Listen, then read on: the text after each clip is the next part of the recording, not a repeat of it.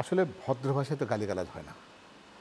তোমাকে যদি গালি দিতে চাই আমি যদি না, কিন্তু ধরেন অনেক ভাষা আছে না, আপনি আঘাত করতে পারবেন, আহত করতে পারবেন, সমালোচনা করতে পারবেন, কিন্তু সম্মানহানি হবে না। না সেটা ঠিক আছে, কিন্তু আমি তো সম্মানহানি করতে চাই, উদ্দেশ্যটাকে তো দেখতে হবে, তাই না?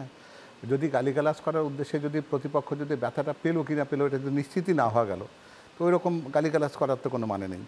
আর তার মধ্যে তো দু একটা ইংরেজি যদি না ঢুকে দেওয়া যেত, ঠিক গালিগালাজ তো ঠিক সেরকম আপনি পোক্ত কি শব্দ মনে হয় করেন, না। গালির ভাষা থাকবে?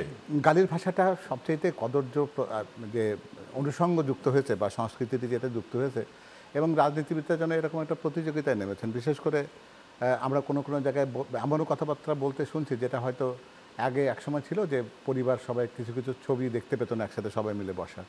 এখন বোধহয় সম্ভবত ওই যে সোশ্যাল মিডিয়ার ব্যাপারটা ওই রকমই হবে যে এটা বোধহয় সবাই একসাথে আর দেখতে পাবে না, বা এই রেস্ট্রিকশনসের জায়গাগুলো বোধহয় খুব গভীরভাবে চিন্তা করার প্রয়োজন হয়েছে। আমরা যদি খুব সিরিয়াসলি বলি কথাটা, সেটা হচ্ছে যে এটা রাজনীতির সংস্কৃতির অংশ হতে পারে না। আমরা কিন্তু একটা নাটকের কথা তুমিও জানো যে সুবচন নির্বাসনে, তো আসলে আবুদুল মামুনের ছিল যেটা, এখন কেন জানি মনে হচ্ছে যে আমাদের রাজনীতির সংস্কৃতিতে সবাই যেন সুবচন নির্বাসন দেওয়ার একটা প্রতিযোগিতায় নেমেছে।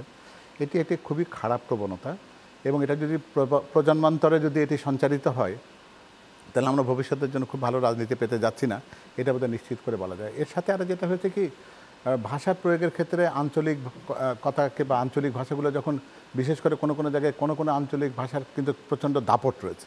হ্যাঁ, সেই কথাগুলোকে যেমন হ্যাডম বলি, টেংরি, এই সমস্ত শব্দগুলোকে যখন আমরা মূল ভাষার সাথে যুক্ত করে ফেলি তখন কিন্তু এর তীব্রতাটা এই পর্যায়ে বাড়ে যে আমরা সম্প্রতি দেখেছি যে চট্টগ্রামে বিশেষ করে এটি চর্চাটা যেন খুব বেশি করে হচ্ছে। সেটা আবহাওয়াজনিত কারণ বা সমুদ্রের উদারতা কিংবা পাহাড়ের বিশালতার কারণে হচ্ছে কিনা সেটা আমি বলতে পারবো না, কিন্তু এটা খুব কদর্যভাবে কিন্তু সেই জায়গা থেকে উচ্চারিত হচ্ছে, এবং বিশেষ একটি রাজনৈতিক দলের ভেতর থেকে সেই প্রবণতাটা আমরা খুব বেশি করে দেখছি।